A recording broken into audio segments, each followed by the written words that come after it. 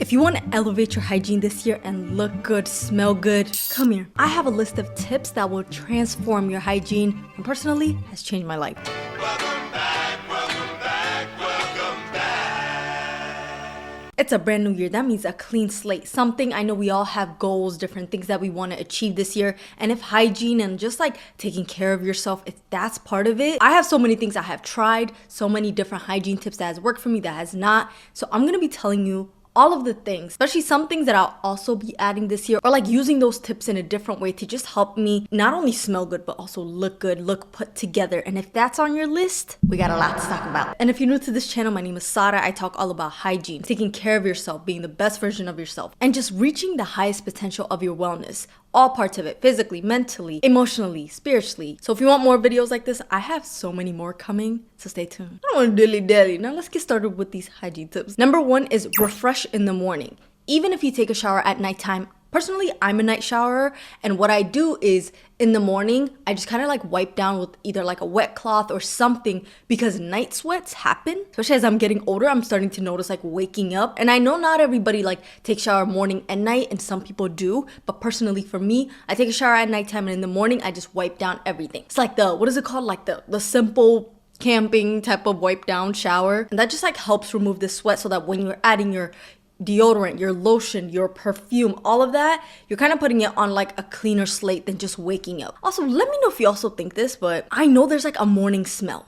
If you know what I'm talking about, let me know. It's almost like, I call it the tired smell. You wake up and it's like that, you go back to your room after brushing your teeth in the bathroom, and then it just has like that morning tired smell. I know that, throughout the night, our body's trying to get rid of all the toxin. That's why we have morning breath. It's like our body's like, we don't want this. Here, take care of it in the morning. So that not only goes for our mouth, oral hygiene, all of that, but also our body. So like wiping down with I have like 100% wet wipes, and I just go all my hot spots, under my arms, behind my ears, places I'll sweat, crevices in between our legs, where our thigh is at. I've been doing it the past year, and it's been helping me so much. And it's something that I add that does not even take a long time. I just get like 2 wet wipes, wipe my body down, and then just add deodorant, lotion, perfume, whatever I need. Obviously, refreshing in the morning, brushing your teeth, making sure, I really do all of my skincare, all of all my steps, all serums at nighttime, flossing at nighttime, doing all of that. And in the morning, I try to make it easy on myself. Obviously, take care of yourself in the morning, brushing your teeth, washing your face,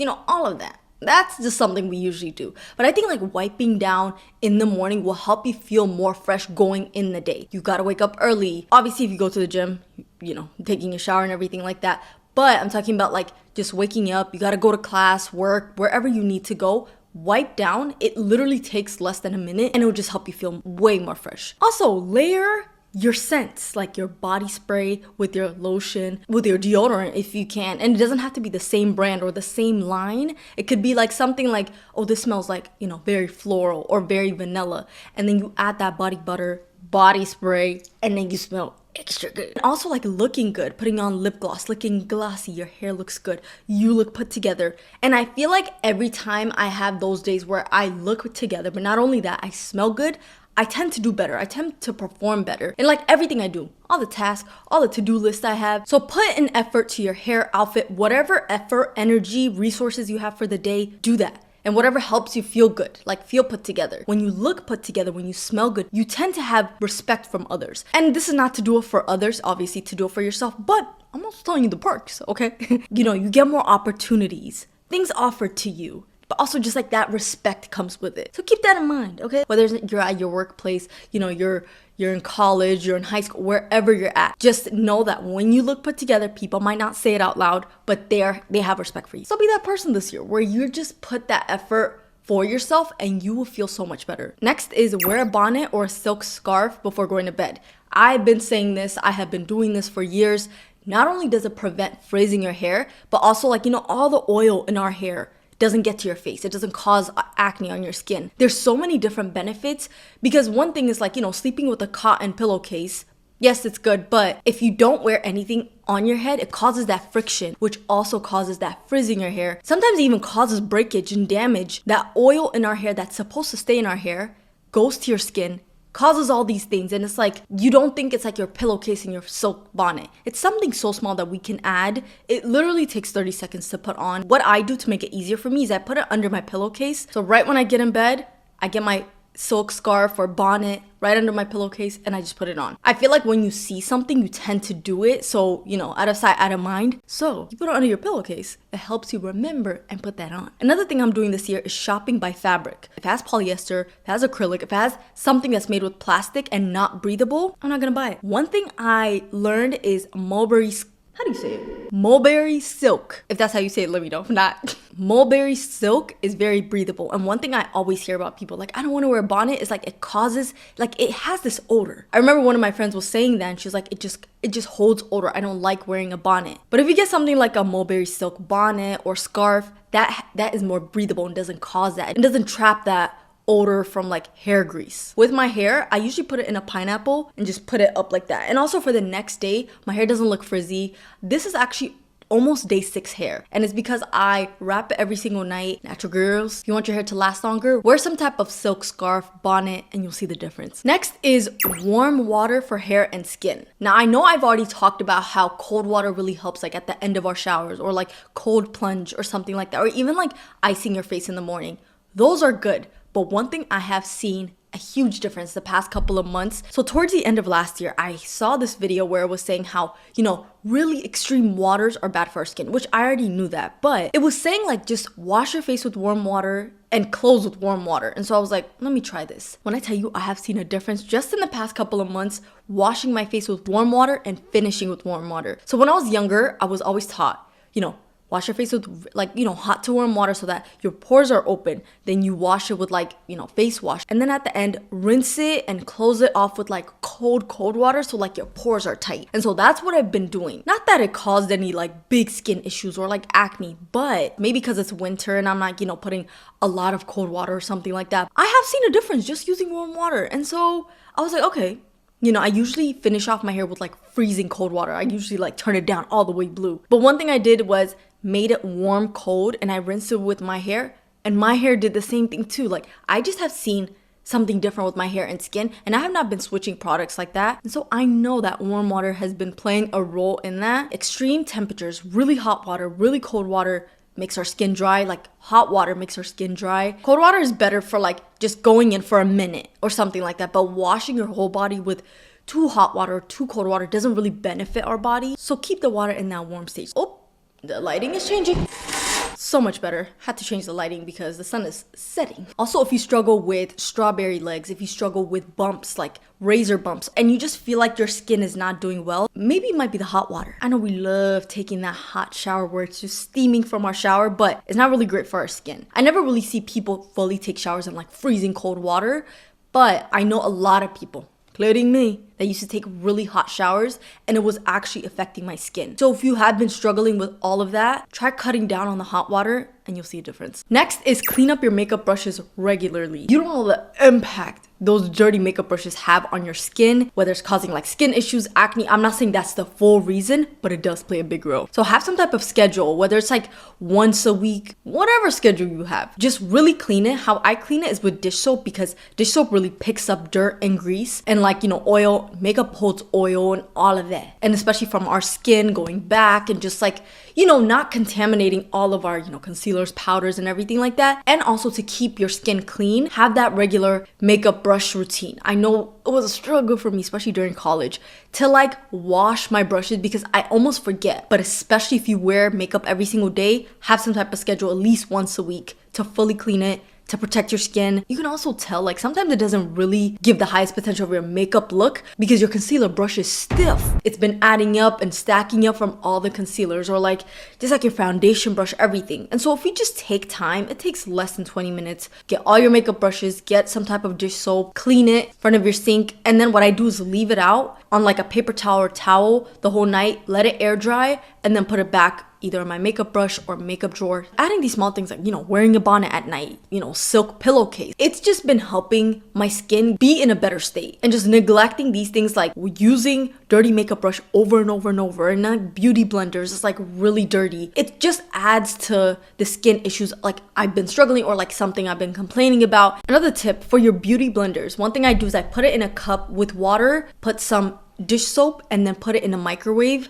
Let that work, and it literally lifts all the makeup, the bronzers, the blush, everything that's been stuck in that beauty blender, and just cleans it up. Because one thing is, those beauty blenders are hard to wash. And also, if you have any like tips for washing your makeup brush, something that lifts makeup brush residue better, let me know in the comments, because I just been using dish soap. I don't know if that's like great like to put back on my skin, but I know it does a great job taking it all out. Next is oil your hair a couple times a week. If you want that luscious, long, healthy hair this year, one thing to add is oiling your hair a couple times a week. It doesn't have to be every single night. What I've been using is a serum. Rizos Curls has this thing, it's like a rosemary serum. Because one thing is that rosemary oil smell has been getting to me lately. And so I was like, oh, there's a serum? Let me try that. So what I've been doing is 2 to 3 times a week, I use this Rizos Curls rosemary serum, and it's supposed to do the same thing, but I feel like oil just does better. I know there's like, a couple years ago, there was this controversy, this going back and forth of like, does oil do anything to your hair if you put it on? But my thing is, if you put it on your scalp, like it will always like nourish it, moisturize it. It's not something that you put it on for no reason. Find the oil that does work for you, whether it's Jamaican black castor oil, rosemary. Do you want hair growth? Do you want to just nourish your hair? Like you just don't want dry scalp? There's so many different things that you could find different oils for. Me personally, I love using rosemary, black castor oil. I don't really use castor oil because it's very thick. But for like a couple times a week, rosemary serum, rosemary oil, those things. It's just the smell has been, not agreeing with me the past couple of months. So I've just been using the serum. Oiling your hair a couple times a week nourishes the scalp, promotes blood circulation as we apply it, because we make those motions and it just helps all of that, which promotes hair growth, reduces dandruff and dry scalp. And if you struggle with hair thinning, first of all, check what oil and products that you're using. Oiling your hair a couple times a week can reduce that, because one thing is, oiling your hair does promote hair growth. Whatever type you have, whether it's straight, curly, coily,